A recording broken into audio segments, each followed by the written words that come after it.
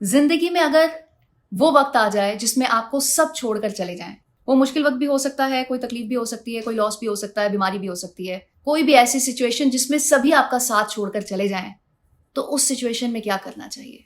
हम कौन कौन सी ऐसी गलतियां करते हैं जिसकी वजह से जब ऐसी सिचुएशन आती है तो हम अपनी जिंदगी को मजीद खराब कर लेते हैं इस दुख में कि हमारे साथ कोई खड़ा नहीं हुआ। हम आज गौर करेंगे कि ये सिचुएशन आती क्यों है, और जब आती है तो हमने उसको ट्रीट कैसे करना है, अपनी जिंदगी को बेहतर कैसे बनाना है, और उस मुश्किल से निकलना कैसे है बाहर, और उस स्टेज पे कैसे आना है जब सारे के सारे आपके साथ दोबारा से जुड़ना शुरू हो जाए। कुछ थोड़े से 2-4 पॉइंट्स हैं वो आपके साथ शेयर करूंगी, तो ज्यादा कोई मसला नहीं है। ये सिचुएशन कोई ऐसी भी नहीं होती है कि जिससे बाहर ना आया जाए। अच्छा, सबसे पहले तो ये देख लेते हैं कि लोग हमें छोड़ते क्यों हैं। कि बीमारी हो सकती है, कोई फाइनेंशियल प्रॉब्लम हो सकती है, कोई भी ऐसा मसला जिसमें दूसरे इंसान को ये लगता है कि ये तो खुद अपनी हेल्प नहीं कर पा रहा, तो मेरे साथ क्या बर्ताव करेगा। मोस्टली रिश्ते आजकल ऐसे ही हैं, तो इसमें कोई बुरी बात नहीं है, मैं इसको बुरा नहीं समझती। वो इसलिए क्योंकि जब दुनिया ही ऐसी चल रही है तो आपको जहनी तौर पे हकीकत को एक्सेप्ट करना चाहिए और इस चीज़ को समझना चाहिए कि हर कोई किसी न किसी ज़रूरत के तहत साथ जुड़ा हुआ है।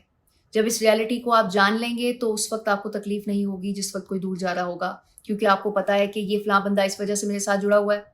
इसको मैं नेगेटिव वे में नहीं बता रही हूँ, इसको आपने जेन्युइनली समझना है कि ये एक हकीकत पसंदाना सोच है कि आपका रिलेशनशिप कुछ भी है, लेकिन उस ज़रूरत को मद्देनज़र रखना है आपने कि इस ज़रूरत के तहत अगला बंदा हमारे साथ है।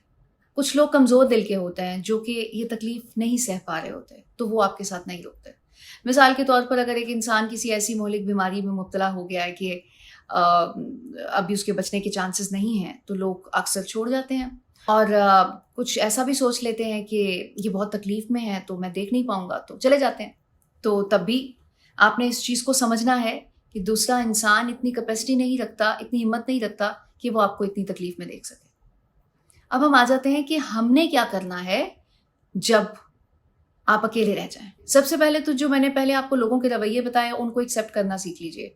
दूसरा पॉइंट जान लीजिए, हम इस दुनिया में अकेले आए थे और हमने अकेले ही जाना है। इस दुनिया में वक्त गुजारने के लिए लोग आते हैं चले जाते हैं, लोग आते हैं चले जाते हैं। आपके खूनी रिश्ते हैं वो भी आपके साथ किसी टाइम तक रहते हैं, उसके बाद शादियां हो जाती हैं और वो अपनी अपनी फैमिलीज में लग जाते हैं। तो तब भी तो आप रहना सीखते हैं ना लोगों के बगैर।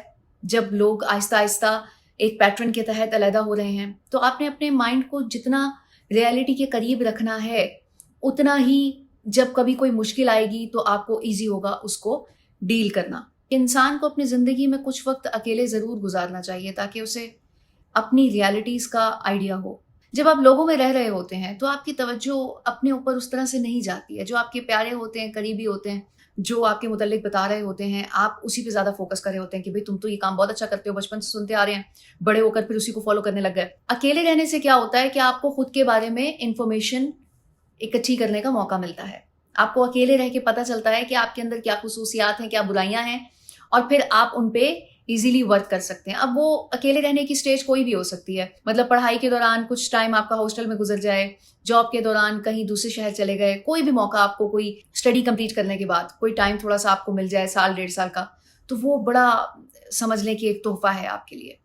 उससे इस तरह के जो मौके आते हैं लाइफ में, उसको डील करने में काफ़ी बेनिफिट मिलता है। तो ये जो जुमला है कि अकेले रहना आना चाहिए, इसमें और खुद के साथ रहने में बहुत फर्क है। खुद के साथ रहने का मतलब ये होता है कि आप अपनी एबिलिटीज को, अपनी क्वालिटीज को बरूएकार लाते हुए वो वक्त एंजॉय करें। आपको पता हो कि अगर मेरे पास कोई नहीं भी है तो मैंने किस तरह से इस टाइम को स्पेंड करना है। तो जब ये प्रैक्टिस हो जाती है, तो जब कोई मुश्किल वक्त आता है और कोई छोड़ के चला जाता है या लोग छोड़ के चले जाते हैं, क्योंकि हम किसी एक स्पेसिफिक पर्सन की बात नहीं कर रहे, हम ऐसी कंडीशन की बात कर रहे हैं जिस वक्त लोग आप पर तवज्जो नहीं दे रहे होते, तो उस वक्त ये चीज आपके लिए बहुत बेनिफिशियल रहती है। कोई ऐसा वक्त आए उससे पहले अपने माइंड को, सबकॉन्शियस को ट्रेन कर लिया जाए तो क्या ही बात है। और अगर वो आ भी जाए इस ट्रेनिंग के अलावा भी, तो तब भी आप ये व्लॉग देख सकते हैं और उन चीज़ों पे अमल कर सकते हैं। खैर ये एक आसान फार्मूला है, लेकिन इसमें आपको कुछ वीडियो सपोर्ट करेंगी,